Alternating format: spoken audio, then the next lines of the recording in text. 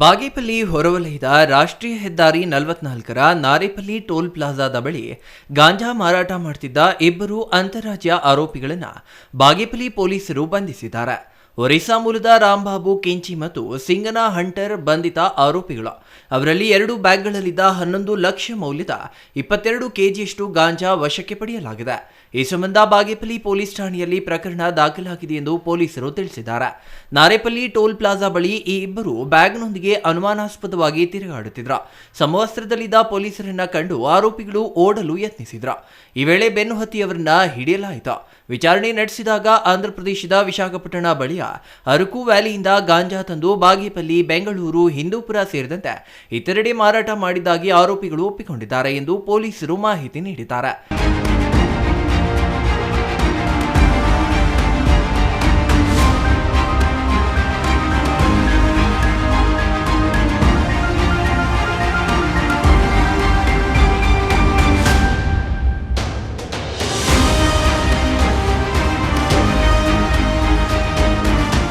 ಈ ಕಾರ್ಯಾಚರಣೆ ಚಿಕ್ಕಬಳ್ಳಾಪುರ ಜಿಲ್ಲಾ ಪೊಲೀಸ್ ಅಧೀಕ್ಷಕ ಕುಶಾಲ್ ಚೌಕ್ಸೆ, ಹೆಚ್ಚುವರಿ ಪೊಲೀಸ್ ಅಧೀಕ್ಷಕ ಜಗನ್ನಾಥ್ ರೈ, ಉಪವಿಭಾಗದ ಪೊಲೀಸ್ ಉಪಾಧೀಕ್ಷಕ R Prakash, Bagepalli circle inspector Ajay Sarathi ಮಾರ್ಗದರ್ಶನದಲ್ಲಿ ನಡೆದಿದೆ. Ganesh R, CTV news, Bagepalli.